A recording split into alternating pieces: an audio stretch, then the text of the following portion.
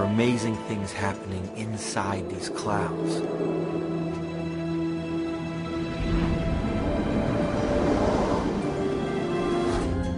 Your feet are on the boot plate here. Left foot a little bit left. पोरांच्या डोळ्यातली चमकच सांगते की त्यांच्या डोळ्यांनी आज काहीतरी अद्भुत पाहिलंय. अकोल्यातल्या या घुमटाखाली सध्या विश्वरूप दर्शन सुरू आहे आणि तेही 3D. आकाशगंगा, ग्रह, तारे आणि खगोलातली प्रत्येक गोष्ट आपल्या सोबत आहे असा भास निर्माण होतो. आणि ही पर्वणी मिळालीये अकोल्यातल्या नेहरू पार्कमध्ये. नासाच्या अवकाश मोहिमेच्या प्रसारणाचे हक्क असलेल्या वॉर्नर ब्रदर्सशी करार करून हे विश्वरूप दर्शन घडवलं जात आहे.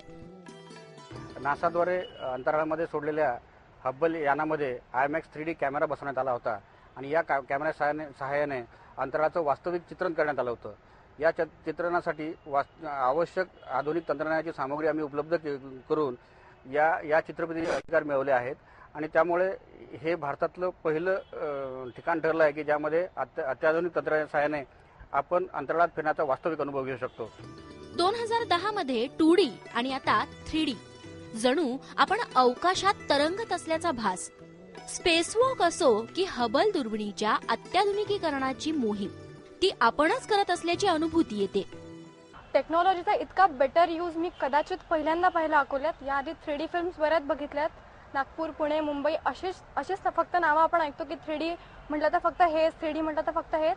पण अकोल्यात नेहरू पार्कमध्ये पहिल्यांदा 3D अनुभव हा खरंच खूप माझ्या भाषेत एकदम माहोल होता. त्यामुळे मी सगळ्यांना, माझ्या सगळ्या फ्रेंड्सला रिक्वेस्ट करते जे कदाचित माझ्या शाळेत नाही आहेत किंवा पूर्ण अकोल्याभरातल्या प्रत्येक मी मुलाला आणि मुलीला रिक्वेस्ट करते माझ्याकडनं की इथे जरूर या, हा अनुभवा आणि तुम्हाला नक्कीच त्याच्याकडनं काहीतरी नवीन शिकायला मिळेल. 45 मिनिटांची नासाची अंतराळावरची चित्रफीत, एकाच वेळी 50 जणांना बसण्याची व्यवस्था, 3D साठी प्रत्येकी 12,000चे खास चष्मे, Dolby digital sound system, metallic पडदा, हाय डेफिनेशन सिस्टीम आणि 10 मीटरचा घुमट, अशा वैशिष्ट्यांनी परिपूर्ण असेल अकोल्यातलं 3D तारांगण.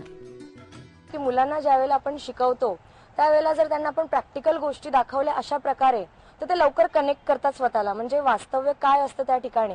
आपण नेहमी वाचतो की नासानी हे स्पेसशिप लॉन्च केलेलं आहे, हे स्पेस शटल लॉन्च केलं, पण एक्झॅक्टली ते काय करतात त्या ठिकाणी ते आम्ही प्रत्यक्ष इथे बघितलेलं आहे. त्यांच्या टेक्निकल बाबी काय असतात, कोणते प्रॉब्लेम्स ते फेस करतात, त्यामुळे त्याचं पण नॉलेज आम्हाला इथे मिळालेलं आहे.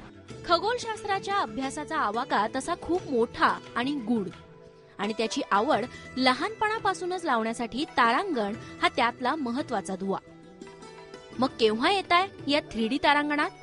उमेश अलोनेसह bureau report, ABP Majha, Akola.